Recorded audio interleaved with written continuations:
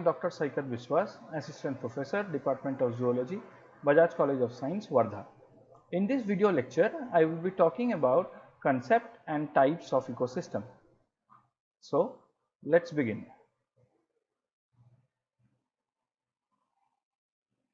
Before I start the topic, I just want to ask a question. The question is, what do Amazon Basin in Brazil, Sundarban Delta in India and Kalahari Desert in Africa have in common? The answer is that despite being many orders in magnitude different in size, nature and structure, all are different examples of ecosystems. So, we must understand what is an ecosystem. Communities of organisms living together in combination with their physical environment is called an ecosystem. Here a question may arise that what is a community? A community consists of all populations of all the species that live together in a particular area. Let me explain this with this help of this picture. Consider this ocean. Here we can see that there are populations of different fishes. We can see populations of starfishes. We can see populations of lobsters. We can see different populations of sea turtles. Even we can see different populations of weeds or plants there. So, we can consider or we can say that all these different populations together will constitute a community, and the community along with its physical environment, that is the ocean water, the salt concentration of the ocean water, the dissolved oxygen in the water, etc., will constitute the ecosystem. To properly understand this concept, first we have to understand the ecological hierarchy. Now, let us consider this individual. This is an individual member of a species. Now, when a group of similar individual of the species, they live at a same place, we consider them as a population. You have to keep this also in mind that the members can interbreed among themselves. So, this is called a population. Now, what is the next level? The next level is a community. So, what is a community? Different populations of different organisms makes the community. So, we can see that there is the populations of bird, we can see the populations of some carnivore animals, we can see rabbits. So, all these different populations together will constitute a community. What is the next level? The next level will be the level of the ecosystem. Communities with all the non-living surroundings will constitute the ecosystem. So, what do you mean by non-living surroundings? It means the air, water, the soil, the temperature, the oxygen content of the air, the amount of toxic substance in the air, all this will together makes the non-living part of the ecosystem. So, what is an ecosystem? So, the community with all its non-living surroundings will constitute the ecosystem. What is the next higher level? Large areas of similar ecosystem with similar type of plants and animals and climate will constitute a biome. So, what is a biome? Biome are large areas of similar ecosystems with similar types of plants and animals and similar type of climate.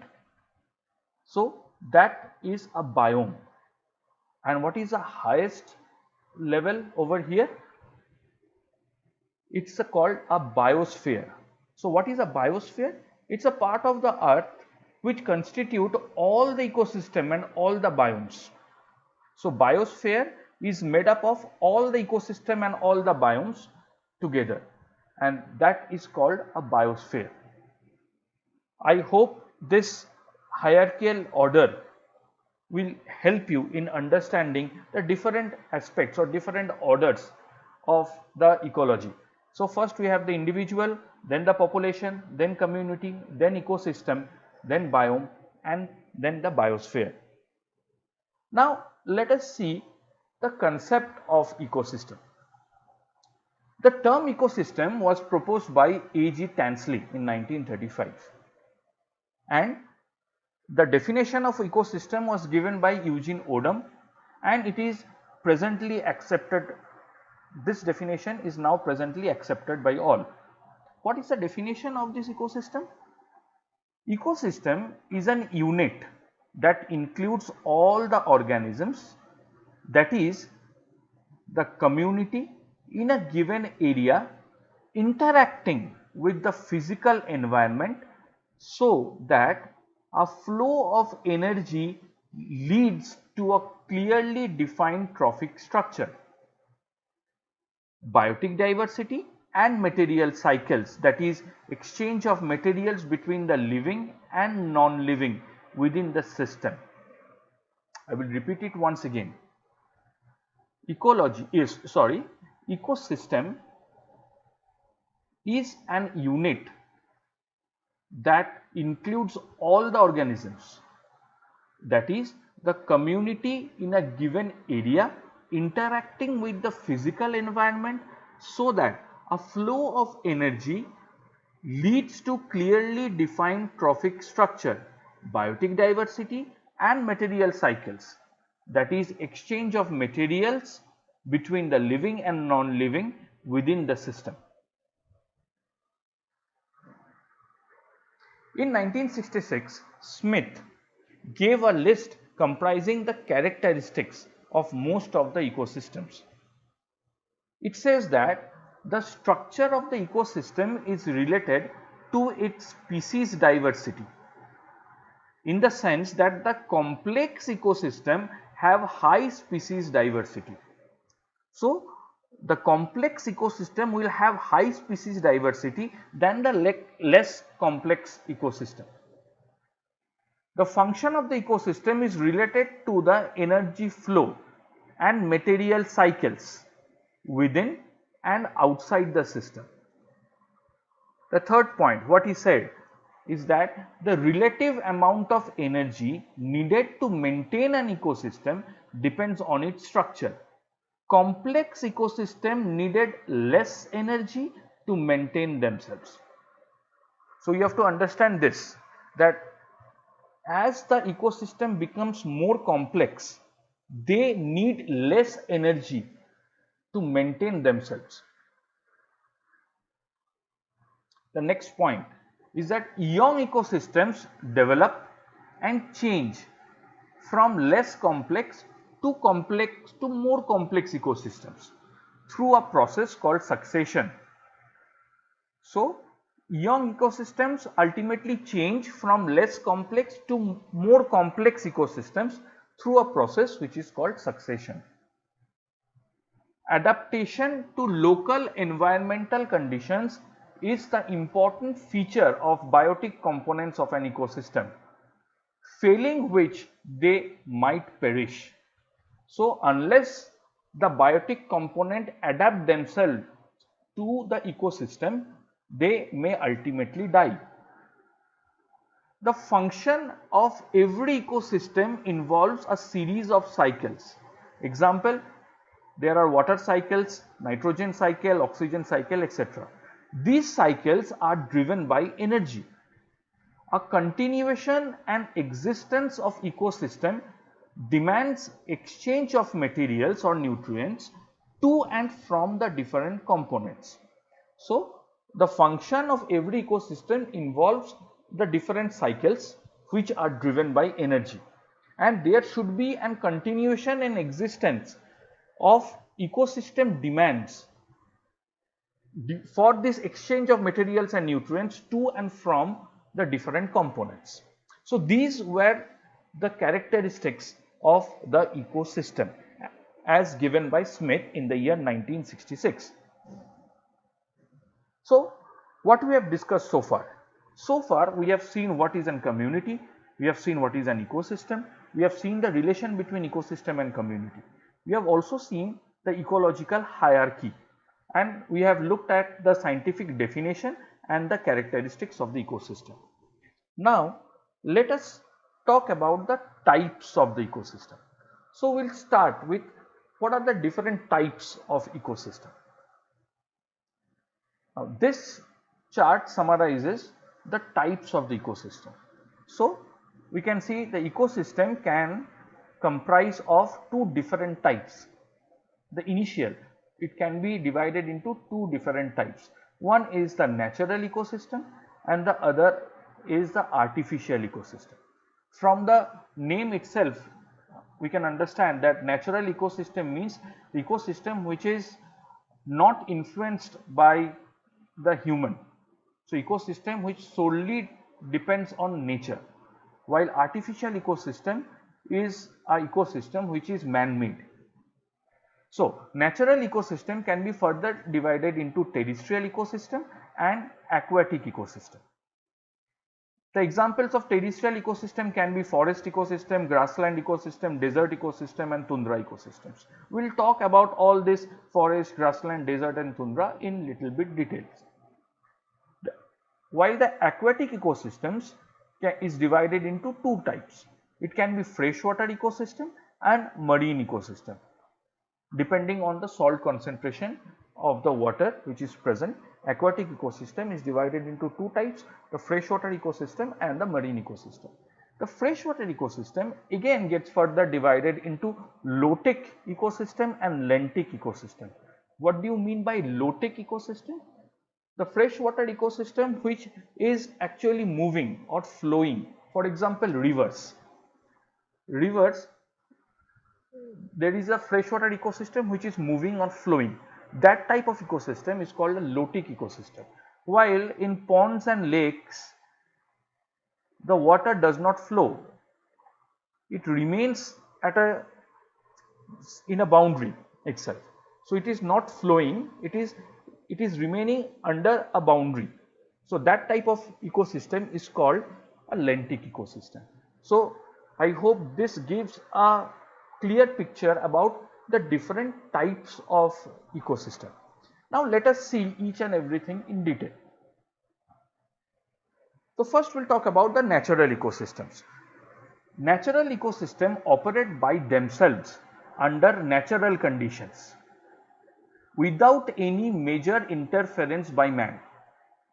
Based upon the particular kind of habitat, these are further divided as terrestrial ecosystem and aquatic ecosystem. Terrestrial ecosystem comprises of forest, grassland, desert, etc. Aquatic ecosystem which get further divided into marine ecosystem and which comprises of ocean and estuaries, and freshwater ecosystem. Freshwater ecosystem can be lotic, which is spring, streams and river, which is the moving water bodies, while lentic like lake, ponds, pool and ditch where the water is not moving. So these are the natural ecosystems. Now let us talk about the terrestrial ecosystem. So forest ecosystem is an example of the terrestrial ecosystem. Forest ecosystems are classified according to their climate type as tropical, temperate or boreal. So based on the climate type, the forest ecosystem can be of tropical forests, temperate forest or boreal forests.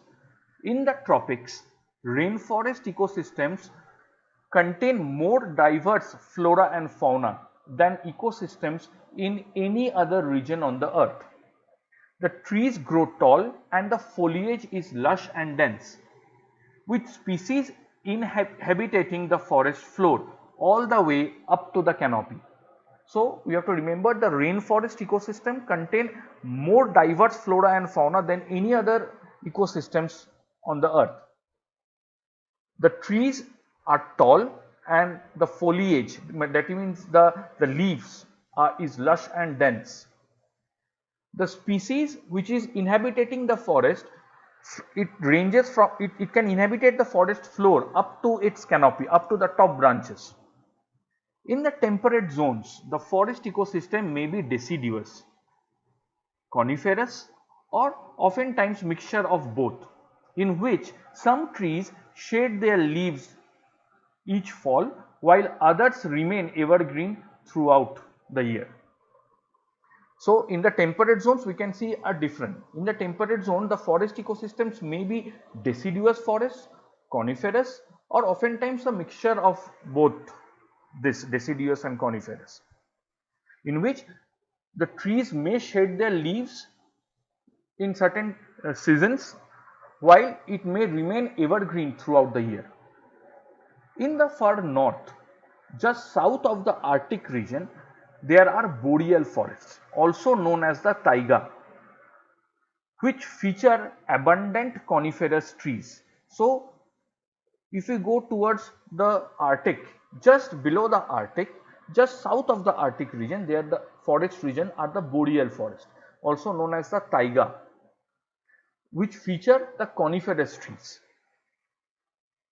This pictures will show you the different types of the forest. We can see over here the tropical rainforest with dense foliage, trees, dense foliages, and lot of different types of vegetations.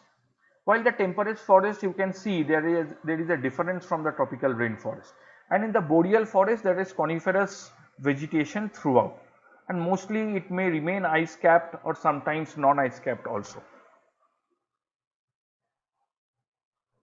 Now we will talk about the grassland ecosystem. Different types of grassland ecosystems can be found in prairies, savannas and steppes. So these are the different names of the grassland ecosystems based on its geographical locations. Grassland ecosystems are typically found in tropical or temperate regions, although they can exist in colder areas as well. In the grassland ecosystem, trees are sparse or non-existent, but flowers may be interspersed with grasses. Grasslands provide an ideal environment for grazing animals. So this picture will show and will give you an idea about how the grassland ecosystem looks. Mostly small grasses will be present, and in between some trees may be present. The third type of terrestrial ecosystem we will talk in this lecture is desert ecosystem. The common defining feature among the desert ecosystem is low precipitation. Here precipitation means rainfall as well as snowfall. So the common defining feature among desert ecosystem is low precipitation, which is generally less than 25 centimeters or 10 inches per year. Now we have to remember that not all deserts are hot. Desert ecosystem can exist from the tropics to the Arctic, but regardless the latitude, deserts are often windy. Some deserts contain sand dunes while others feature mostly rocks. Vegetation is sparse or non-existent. Any animal species which are found in the deserts, such as insects, reptiles and birds, must be highly adapted to the dry conditions. Now this picture will show you the desert ecosystem. We can see hardly any large or trees are there, shrubs can be present, and you can see some sandy regions throughout. This is an example of a terrestrial ecosystem, which is the tundra ecosystem. As with the deserts, a harsh environment characterizes ecosystems in the tundra. In the snow-covered, wind-swept, treeless tundra, the soil may be frozen year-round, a condition known as permafrost. So, in snow-covered tundra, the soil may be frozen year-round, and that condition is called a permafrost. During the brief spring and summer, snows melt, producing shallow ponds which attract the migrating waterfowl. Lichens and small flowers may be visible during this time of the year. This time of the year means the spring and the summer seasons. The term tundra most commonly denotes polar areas but at lower latitudes. Tundra-like communities known as alpine tundra may be found at higher elevations. So this is the picture showing you the tundra region. Now we have talked about the terrestrial ecosystem. Now we will talk about the freshwater ecosystem or the aquatic ecosystem. The first example of aquatic ecosystem is freshwater ecosystem. Freshwater ecosystem can be found in streams, rivers, springs, ponds, lakes, bogs and freshwater swamps. They are subdivided into two classes. Those in which the water is nearly stationary, such as ponds. You can see the picture of the ponds, and those in which the water flows, such as creeks. Freshwater ecosystems are home to more than just fishes. Algae, planktons, insects, amphibians and underwater plants also inhabit them. So we have to remember one thing over here. Under freshwater ecosystem, the freshwater, it can be divided into two parts or two types. The first type is that the freshwater ecosystem in which the water is nearly stationary, for example ponds, which is called a lentic type of ecosystem, and those in which the water is flowing, such as creeks and rivers, which is called the lotic type of ecosystem. So pond is an example of lentic ecosystem, while river is an example of lotic ecosystem. Now we come to the last ecosystem, which is a part of the aquatic ecosystem, and this is the marine ecosystem. Marine ecosystems differ from freshwater ecosystems in that they contain salt water, which usually supports different types of species than does freshwater. Marine ecosystems are the most abundant types of ecosystems in the world. They encompass not only the ocean floor and surface, but also tidal zone, estuaries, salt marshes, saltwater swamps, mangroves and coral reefs. So we can see the pictures. It is the picture of an ocean. We can see the different fishes, the different rock arrangements. You can see some corals also. This is a picture of a salt marsh, which is also a part of a marine ecosystem, and this is an estuary, picture of an estuary, which is also an example of the marine ecosystem. Now, till now we have talked about the natural ecosystems. Under natural ecosystems, we have talked about the terrestrial ecosystem, giving you the examples of forests, grassland, tundra, and in the aquatic ecosystems, we have given you the examples of the freshwater and the marine ecosystems. Now I will talk about the artificial ecosystem. Artificial ecosystem's are also called man-made or man-engineered ecosystems.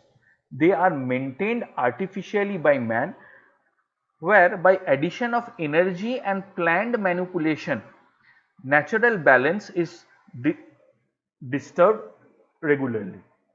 So man actually controls this ecosystem by giving addition of certain nutrients, by addition of certain energy, and that is fully planned.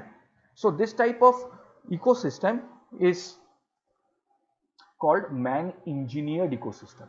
Examples of this artificial ecosystem are croplands such as sugarcane, maize, wheat, rice fields, orchards, gardens and aquarium.